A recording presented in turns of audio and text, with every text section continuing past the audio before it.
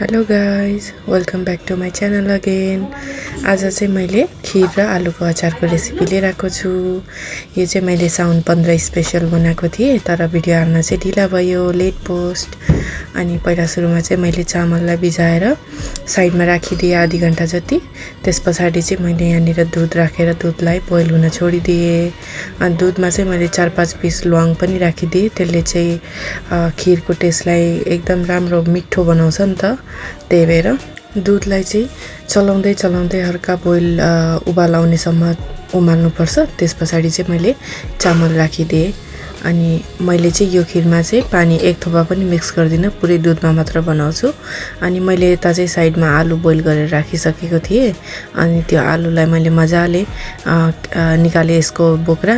त्यस पछाडि चाहिँ आलुलाई साइडमा गरेर आलु काट्नलाई साइड गरिदिएँ। अनि साथमा यता चाहिँ यो खिरलाई चाहिँ टाइममा चलाइ गर्नुपर्छ, नत्र भने भाँडामा टाँसिन्छ तलपट्टि।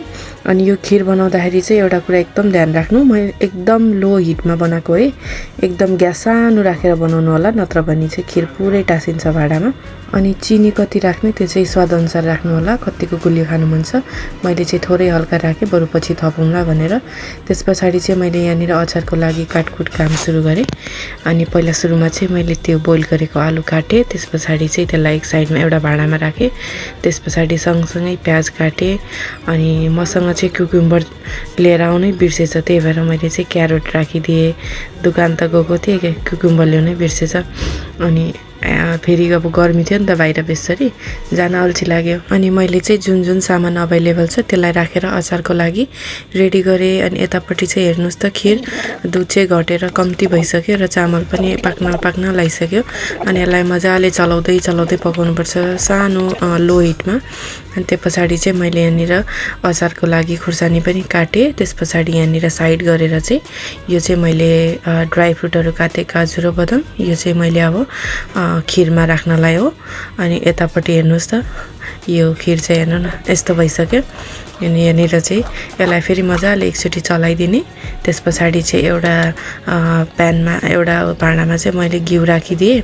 अनि घिउ राखेर चाहिँ त्यो अघि काटेको ड्राई फ्रुटलाई मजाले हल्का ब्राउन हुने गरेर फ्राई गर्ने। अनि त्यस पछाडि त्यसलाई लगेर खिरमा तड्का लगाइदिने। ल हेर्नुहोस् त, वाउ क्या दामी भयो अब त। अनि खिरलाई मजाले चलाइदिने। यो घिउ र यो ड्राई फ्रुटले चाहिँ खिरको हुन्छ नि लुक्स नि चेन्ज गरिदियो। अनि खानालाई त्यत्तिकै स्वादिलो बनाउँछ। त्यस पछाडि चाहिँ हामीले चिनी चाखेको, गुलियो अलिक कम लाग्यो, त्यही भएर चिनी हल्का एड गरिदिएँ।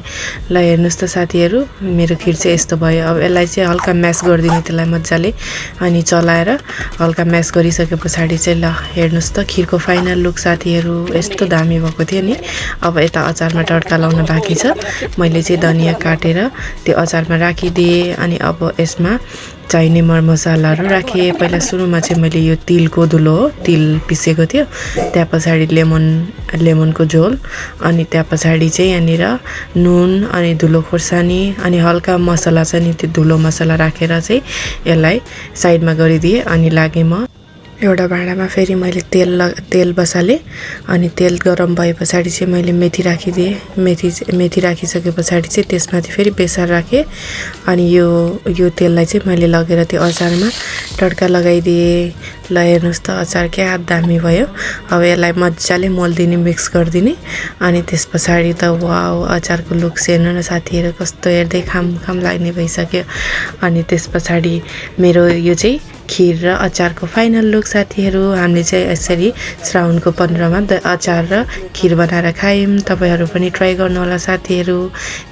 र भिडियो कस्तो लाग्यो प्रतिक्रिया दिन नभुल्नु होला। Bye bye, see you on next video guys.